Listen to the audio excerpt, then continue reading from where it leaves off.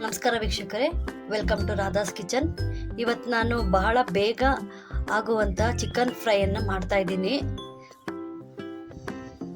ನೀವು ಚಿಕನ್ನ ಬೇಯಿಸಿಕೊಂಡ್ಬಿಟ್ರೆ 5 ನಿಮಿಷದಲ್ಲೇ ಮಾಡ್ಬೋದು. ಇದು ಬೇಗ ಆಗುವಂಥ ರೆಸಿಪಿ.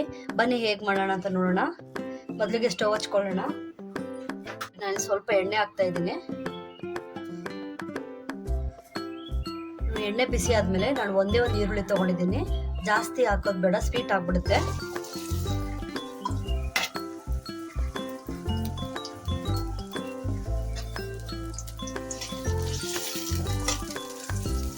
ಇನ್ನೊಂದು 2 ನಿಮಿಷ ಫ್ರೈ ಮಾಡ್ಕೊಳ್ಳೋಣ.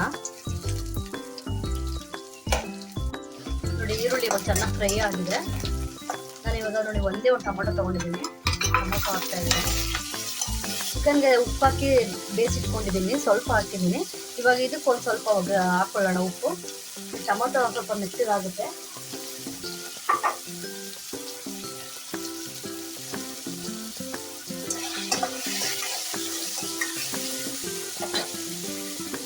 ನೋಡಿ, ನಾನು ಸ್ವಲ್ಪ ಕರ್ಬೇವು ಸೊಪ್ಪು ತೊಗೊಂಡಿದ್ದೀನಿ, ಅದನ್ನು ಹಾಕ್ತಾ ಇದ್ದೀನಿ. ಒಂದು ಅರ್ಧ ಸ್ಪೂನ್ ಆದಷ್ಟು ಅರಿಶಿನ ಪುಡಿ,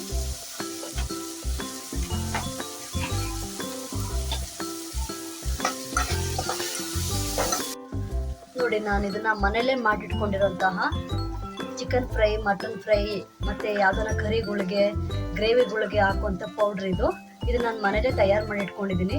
ಇದನ್ನು ನಾನು ನೆಕ್ಸ್ಟ್ ವೀಡಿಯೋದಲ್ಲಿ ಹೇಗೆ ಮಾಡೋದು ಅಂತ ತೋರಿಸ್ತೀನಿ. ಇದನ್ನು ನಾನು ಒಂದು 2 ಸ್ಪೂನ್ ಅಷ್ಟು ಹಾಕ್ತಾ ಇದ್ದೀನಿ. ಇದು ಎಲ್ಲ ಫ್ರೈಗಳಿಗೂ ತುಂಬಾ ಚೆನ್ನಾಗಿರುತ್ತೆ.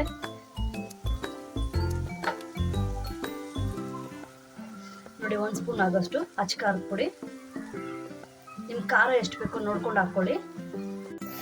ಇಷ್ಟೇ ಮಸಾಲೆ, ಸಿಂಪಲ್ ಆಗಿ, ಇನ್ನೇನು ಇಲ್ಲ ಇದಕ್ಕೆ ಮಸಾಲೆ ಹಾಕೋದು.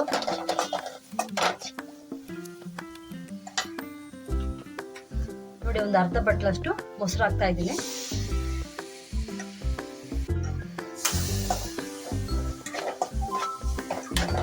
ಸ್ವಲ್ಪ ಹಸಿ ವಾಸನೆ ಹೋಗೋವರೆಗೂ ಒಂದು 2 ನಿಮಿಷ ಅಷ್ಟು ಫ್ರೈ ಮಾಡ್ಕೊಳ್ಳೋಣ. ನಿಮಗೆ ಸ್ವಲ್ಪ ಗಟ್ಟಿ ಬೇಕು ಅಂದರೆ ನೀರು ಮಿಕ್ಸ್ ಮಾಡ್ಕೊಳಕ್ಕೆ ಹೋಗ್ಬೇಡಿ. ಇಲ್ಲ ನಮ್ಗೆ ಗಟ್ಟಿ ಬೇಡ, ಸ್ವಲ್ಪ ಗ್ರೇವಿ ಥರ ಬೇಕು ಅಂದರೆ ನೋಡಿ, ನಾವು ಚಿಕನ್ ಬೇಯಿಸಿಟ್ಕೊಂಡಿರ್ತೀವಲ್ಲ ಅದೇ ನೀರನ್ನ ಎತ್ತಿಟ್ಕೊಂಡು ಹಾಕ್ಕೊಳ್ಳಿ. ನೋಡಿ, ನನಗೆ ಇವಾಗ ಸ್ವಲ್ಪ ಗ್ರೇವಿ ಥರ ಬೇಕು ಅಂತ ನಾನು ಹಾಕ್ತಾ ಇದ್ದೀನಿ. ಒಂದು ಸ್ವಲ್ಪ ಹಾಕಿದ್ದೀನಿ.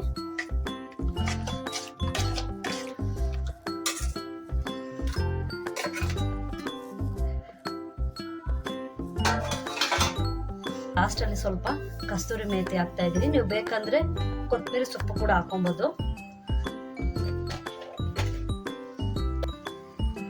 ಇದಕ್ಕೆ 1 ಸ್ಪೂನ್ ಆಗೋಷ್ಟು ಬೆಳ್ಳುಳ್ಳಿ ಪೇಸ್ಟು,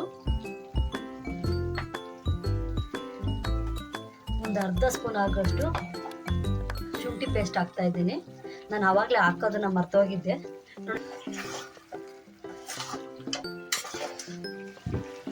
ನೋಡಿ, ಇವಾಗ ಚಿಕನ್ ಮಸಾಲೆ ಎಲ್ಲ ಚೆನ್ನಾಗಿ ಹಿಡ್ದಿದೆ. ನೋಡಿ, ಈಗ ಗಟ್ಟಿ ಆಗಿದೆ ಫ್ರೈ ಕೂಡ. ಈಗ ಸ್ಟವ್ ಆಫ್ ಮಾಡ್ಕೊಳ್ಳೋಣ. ನೋಡಿ, ಬಿಸಿ ಬಿಸಿಯಾದ ಚಿಕನ್ ಫ್ರೈ 5 ನಿಮಿಷದಲ್ಲೇ ಮಾಡುವಂತಹ ರೆಸಿಪಿ ಇದು. ತುಂಬಾ ಚೆನ್ನಾಗಿರುತ್ತೆ. ನೀವು ಒಂದ್ಸರಿ ಟ್ರೈ ಮಾಡಿ. ನನ್ನ ಚಾನಲ್ ಇಷ್ಟ ಆದರೆ ಲೈಕ್ ಮಾಡಿ, ಶೇರ್ ಮಾಡಿ, ಸಬ್ಸ್ಕ್ರೈಬ್ ಮಾಡಿ.